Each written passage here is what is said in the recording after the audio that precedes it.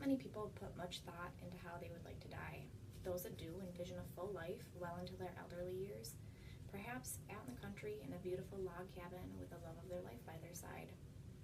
A day filled with walks in the woods and visits from their children and grandchildren, and ideally they envision falling asleep, wrapped in their loved one's arms, and slowly drifting off into eternity. Unfortunately, this isn't always the case. Patients that are diagnosed with a terminal illness often face a long, really bad death. This can take weeks to months to happen, and their bodies slowly degrade and shut down over time. Slowly they lose control of their body, slowly lose their cognitive memory, and eventually cannot care for themselves at all. Is this the way that you would want to die? I'm going to speak about 3 arguments that are often made when discussing the Death with Dignity Act. The first argument is that doctors make mistakes, and that they could always be wrong about the diagnosis. The patient could get better. Then we'll dive into the thought that dying with dignity demeans the value of human life. And finally, I'll look into the argument that suffering that the patient goes through can be relieved through palliative care, so the Death with Dignity Act isn't really needed. The argument that doctors make mistakes and they could be wrong is true. They do make mistakes. But to help defeat this, there are certain laws in place. There are 3 states that have passed the Death with Dignity Act, and they all have the same rules. One of the main rules is that there has to be a second physician consulted, and that physician must agree with the diagnosis and prognosis. And if they don't, the Death with Dignity Act will not be granted to that patient. This helps to drastically decrease the amount of patients that end up getting prescribed the medication when they don't actually have a terminal illness. This is just one of the many safeguards that are put into place, along with the other laws that help to protect the individuals pursuing the Death with Dignity Act. Doctors can be wrong, they are human, but the best care is usually received at larger hospitals.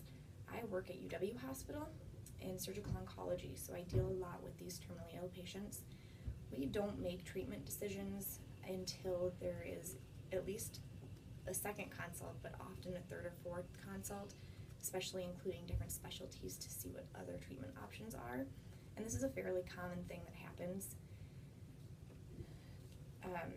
According to Brittany Maynard, the young woman who utilized the Death with Dignity Act due to terminal brain cancer, you can take this medication whenever you want. Just because you got granted the Death with Dignity Act and prescribed the medication doesn't mean that you have to take it that day. You can wait until you don't feel good. A lot of people end up not even taking it because they never get to the point where they feel so sick they can't handle life, they just pass in their sleep.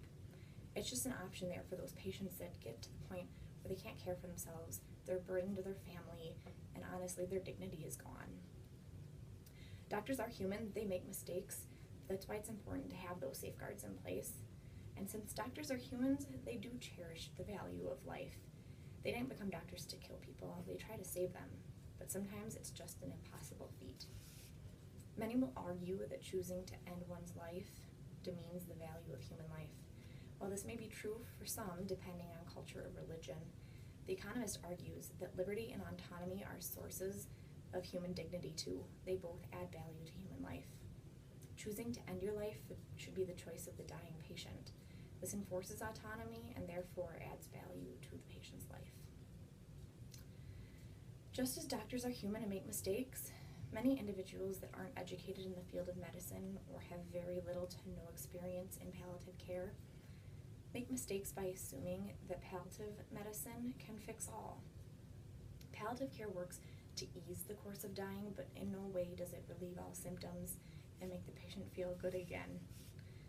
The next common argument is that pain and suffering that a patient with a terminal illness goes through can be relieved by palliative medicine. According to the journal, this next part is the visual aid, which is this. I made a graph to show you the high amounts of these patients that are experiencing these symptoms. According to the Journal of Hospice and Palliative Nursing, a survey of 176 nurses, aides, and family members found that most residents experienced pain, 86% of them, problems with personal cleanliness, 81%, dyspnea, which is shortness of breath, 75%, incontinence, 59%, and fatigue, 52%. in the last 3 months of the patient's life. This is a huge number of patients that are experiencing these symptoms, including pain. And these are patients that were in palliative care, hospice care, and still had these symptoms. Speaking from my own experience, watching someone die isn't easy. Patients can take high amounts of pain medication and almost get rid of their pain, but their quality of life is nothing. They're usually just lying in a bed, usually sleeping most of the day, and if they're awake, they're in and out, fuzzy, not feeling so good. It's really hard to balance between being alert and being in pain. You can alleviate one but not the other. Usually they go hand in hand.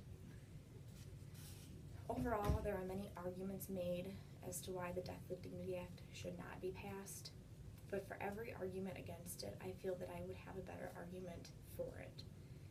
For me, dying on my own terms in a cabin in the woods sounds a lot better than dying lying in a hospice bed, sedated to the point that I can't feel anything. The Journal of Hospice and Palliative Nursing also states that only 58% of family members of recently deceased nursing home residents believed that their loved ones experienced a good death, as they would have wanted to be. I want the opportunity to die a good death. I think that you do too.